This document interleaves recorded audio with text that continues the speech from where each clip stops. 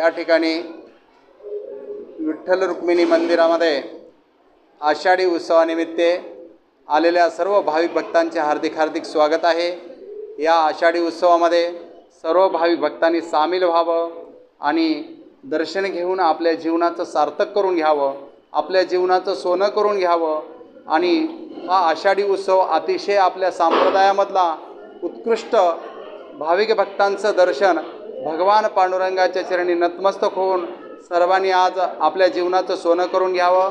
आणि देशमुख परिवार तरोडेकर यांच्या वतीने सर्व आलेल्या भाविक भक्तांचं, माता भगिनींचं, लहान थोरांचं हार्दिक हार्दिक स्वागत आहे। प्रथमतः मी आषाढी एकादशी निमित्त सर्व भाविक भक्तांना हार्दिक शुभेच्छा देतो। आणि तरोडा बुजुर्ग येथील हे जे विठ्ठल रुक्माईचं मंदिर आहे या भागातलं सर्व भाविक भक्ताचं एक श्रद्धेचं स्थान आहे।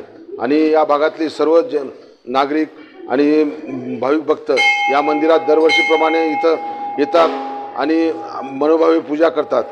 ज्यांना कुणाला पंढरपूरला जाणं शक्य झालं नाही त्यांनी या ठिकाणी येऊन आपल्या भावना व्यक्त करतात आणि मनोभावे पूजा करतात। तसंच या ठिकाणी सर्व भाविक भक्तांसाठी फराळाची सुद्धा व्यवस्था केलेली आहे, तरी सर्वांनी याचा लाभ घ्यावा ही नम्र विनंती। आज सर्वप्रथम तरोडा बुजुर्ग विठ्ठल रुक्माई मंदिर यांच्यातर्फे सर्व भाविकांचे हार्दिक स्वागत। आषाढी एकादशी निमित्त सर्वांना हार्दिक शुभेच्छा। आज सुरुवातीला विठ्ठल रुक्माई मूर्त्यांचे महाअभिषेक व पूजा आरती अशा तऱ्हेने सुरुवात झालेली आहे। त्याच्यानंतर आता थोड्या वेळाने प्रसाद वाटप हा प्रोग्राम चालू आहे। तसेच येणारी भाविकांची गर्दी वाढत आहे। सर्व भाविकांचे हार्दिक स्वागत करतो व थोड्या वेळानंतर भजन व कीर्तन असा प्रोग्राम होणार आहे। त्याच्यानंतर संध्याकाळी 5 ते 6च्या दरम्यान संध्या आरती व प्रसाद वगैरे ठेवण्यात येईल असा प्रोग्राम राहील। इथं आषाढी एकादश, कार्तिकी व पंधरवाडी एकादशीचे पूर्ण कार्यक्रम, पूजा, अभिषेक वगैरे प्रोग्राम चालत असतात।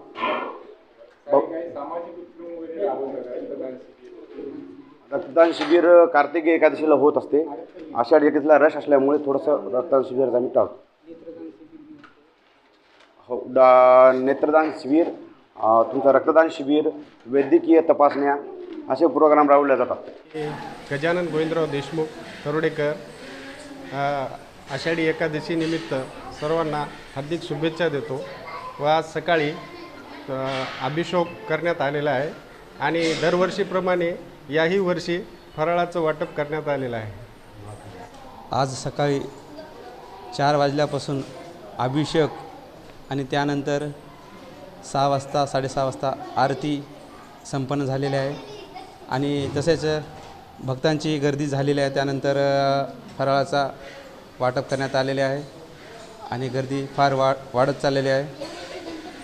आणि तरोडेकर परिवार ह्यांच्यातर्फे पुसळ कार्यक्रमाचं आयोजित केलेले आहे, त्यालाही मनापासून धन्यवाद देतो। आज मोठ्या संख्येत तरोडा बुजुर्ग व चैतन्यनगर परिसरातील नागरिक येत आहेत का? हां, भरपूर संख्या खूप आहे। नांदेडातून आणि आजूबाजून गावातून